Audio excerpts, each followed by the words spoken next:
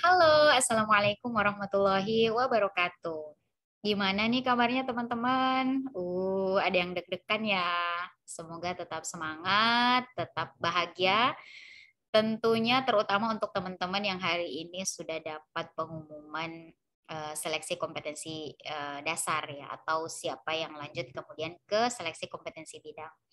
Selamat sekali lagi, saya mengalami atmosfer kebahagiaan itu di tahun 2020. Jadi saya bisa merasakan bagaimana kebahagiaan teman-teman. Tentunya di samping kebahagiaan itu juga ada rasa yang namanya deg-degan gitu ya, karena ternyata wah, saya saingannya sudah terlihat nih gitu ya. Misalnya yang formasinya satu berarti ada 3 nama tuh yang kemudian dinyatakan lanjut ke SKB, atau yang formasinya dua berarti ada 6 nama yang kemudian lanjut ke SKB. Saya mengalami ya deg-degan itu, atmosfer antara bahagia dan cemas ya waktu itu. Bahagia karena alhamdulillah kita bisa lulus ke menuju SKB, cemas, deg-degan gitu ya, karena ternyata wow, pesaing saya bukan orang sembarangan nih gitu ya. Tapi apapun itu, teman-teman, yang paling penting adalah dijaga semangatnya, dijaga kesehatannya, fokusnya untuk mempersiapkan diri, dan tentunya perbanyak ibadah, dan jangan lupa minta restu orang tua. Itu poin terakhir, tetapi menurut saya justru menjadi poin yang paling penting gitu ya. Nah, pertanyaan yang pertama muncul nih, yang sering saya dapat gitu ya, Kak, gimana sih kalau pesaing saya itu adalah dosen yang sudah mengajar di kampus tersebut? Gimana ya? Deg-degan kan? Saya mengalami itu gitu ya. Kemudian yang kedua, Kak, gimana ya skor saya itu lebih rendah dari pesaing saya? Ya kalau skor ya kita nggak bisa memungkir ya, itu sudah terlihat di peringkatan gitu ya, perankingan. Sedikit cerita gitu ya, saya juga sekalian flashback. Jadi waktu itu yang mendaftar di formasi saya, kebetulan yang dibutuhkan adalah satu dosen gitu ya, adalah lima peserta gitu ya.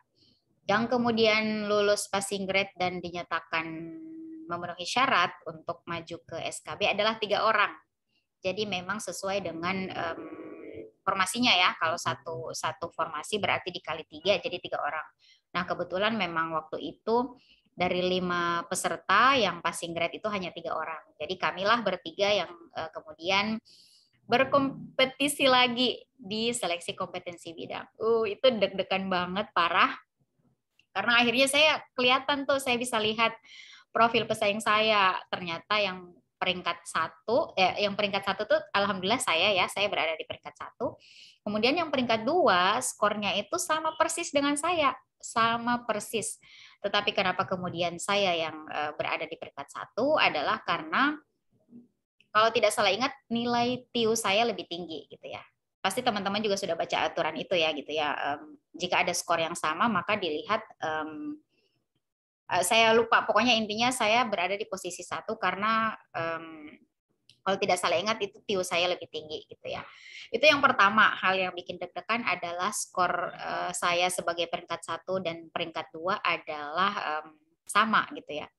Kemudian selain dari sisi skor, beliau ini yang peringkat dua adalah kakak kelas saya gitu ya waktu S2 dulu. Oke, itu sangat bikin deg-degan gitu ya. Oh my God, saya gimana nih kira-kira saya bisa nggak ya ngalahin pesaing ini, 2 pesaing lainnya gitu ya. Itu yang pertama. Kemudian yang kedua, peringkat ketiganya adalah dosen yang sudah mengajar di kampus yang saya lamar gitu. Itu tuh bikin tambah deg-degan banget. Saya antara senang ketika membaca pengumuman untuk lulus SKB, tetapi juga deg-degannya luar biasa. Dan bukan cuma saya, itu keluarga juga udah kepo. Wah, ini orangnya ternyata sudah mengajar lebih dulu di kampus yang saya lamar. Tetapi kampus saja ya, bukan kemudian di fakultas dan jurusan. Jadi beliau memang sudah mengajar di kampus yang saya lamar, tetapi di fakultas yang berbeda. Ya artinya memang itu bukan menjadi hal yang harus kita takutkan gitu ya. Bahkan sekalipun yang bersangkutan juga sudah mengajar di jurusan yang kita lamar, itu meskipun bikin deg-degan, tetapi bukan juga menjadi hal yang harus kita takutkan secara berlebihan gitu ya. Karena apa? Karena justru yang paling penting adalah dari keyakinan kita sendiri gitu ya. Yakinkah kita gitu ya dengan kompetensi kita? Duh, sorry ya ini lagi berisik jadi mungkin ada noise-noise sedikit tapi mudah-mudahan suara saya jelas ya terdengar. Jadi yang pertama justru ke keyakinan kita sendiri gitu ya, keyakinan kita. Apakah kita yakin dengan kompetensi yang kita miliki gitu ya. Sejauh mana usaha yang kita lakukan gitu ya. Kalau kita yakin, kalau kita sudah melakukan yang terbaik dalam usaha, kita sudah berdoa, kita sudah meminta restu orang tua gitu ya. Itu insya Allah yang namanya hasil tidak akan mengkhianati proses. Meskipun teman-teman juga harus menekankan ya harus bisa menyikapi secara positif. Kalau kemudian hasilnya adalah teman-teman belum diizinkan untuk menjadi dosen di tahun ini gitu ya. Mungkin ada rezeki lain, mungkin ada rezeki di tempat lain yang teman-teman itu justru lebih tepat berada di tempat tersebut gitu ya. Jadi karena menjadi seorang dosen itu ya untuk menjadi seorang CPNS itu bagi saya adalah ibarat kita menapaki satu tahapan dalam kehidupan gitu ya, ibarat kita memasuki tahapan kehidupan yang baru gitu ya, sehingga dari segi persiapan kemudian keyakinan diri itu adalah hal yang harus teman-teman persiapkan gitu ya, hal yang harus kita persiapkan dengan baik.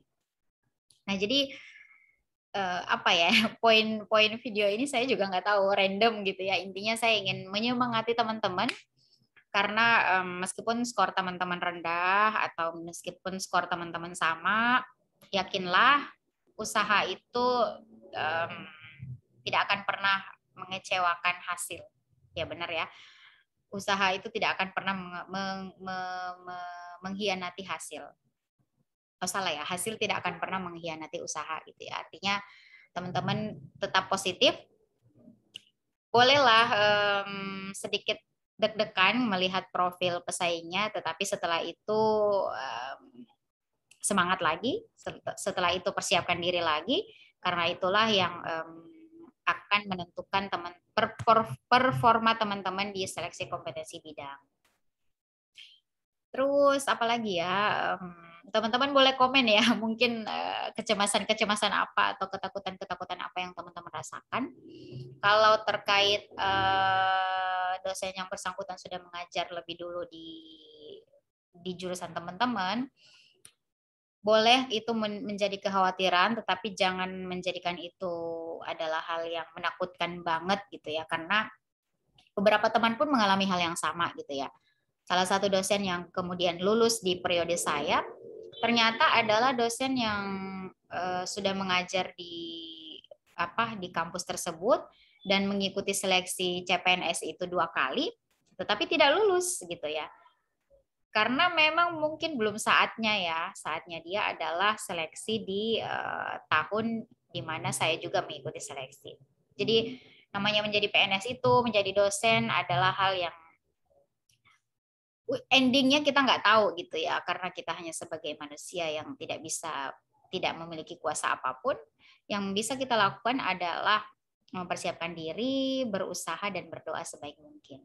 Dan tentunya yang paling saya tekankan adalah jaga hubungan baik dengan orang tua dan kemudian minta restu kedua orang tua gitu ya, karena apalagi kita muslim, teman-teman pasti sudah tidak asing bahwa ridho Allah itu adalah ridho orang tua gitu ya. Jadi silahkan perbaiki hubungan teman-teman dengan orang tua. Kalau misalnya ada hal-hal yang masih mengganjal, silahkan diselesaikan dulu gitu ya, secara emosional. Mungkin itu akan menghambat usaha yang akan teman-teman lakukan. Kalau menurut saya itu akan sangat berpengaruh. Jadi silahkan teman-teman tenangkan hati dan pikiran, jalani seleksi kompetensi bidang ini dengan tenang, yakin, dan tentunya yang penting adalah persiapkan diri semaksimal mungkin gitu ya. Urusan hasil itu adalah hal yang belakangan gitu ya. Kalaupun nantinya misalnya nih teman-teman belum ditakdirkan ya, belum diizinkan untuk berada di posisi yang teman-teman impikan saat ini, mungkin ada posisi lain yang ternyata lebih tepat untuk teman-teman. Mungkin bukan menjadi dosen di kampus yang teman-teman lamar saat ini, mungkin bukan menjadi dosen di tahun ini gitu ya. atau mungkin ada rezeki lain gitu ya, mungkin teman-teman nanti nggak lama akan mendapat kabar yang lebih gembira gitu ya. Jadi hadapi SKB ini dengan tenang dan tentunya persiapkan diri dengan matang. Mungkin cukup dulu ya untuk cerita-cerita saya hari ini. Saya mohon maaf banget belum bisa banyak membuat video gitu ya karena keterbatasan waktu dan aktivitas saya akhir-akhir ini cukup padat. Jadi teman-teman, saya mendukung teman-teman semua. Silahkan berkompetensi dengan sehat. Semoga teman-teman mendapatkan hasil yang terbaik. Untuk materi, teman-teman jangan lupa ya pelajari kisi-kisi sesuai kementerian ya. Sudah saya sampaikan juga di video sebelumnya. Kemudian jangan lupa juga teman-teman boleh belajar dari kisi-kisi yang dikeluarkan oleh Pan RB ya, Permen Pan RB. Silakan teman-teman boleh cek itu di official BKN, itu ada informasinya. Oke, cukup ya. Saya ingin banyak bercerita, tetapi waktu juga yang membatasi kita. Sekian, wassalamualaikum warahmatullahi wabarakatuh.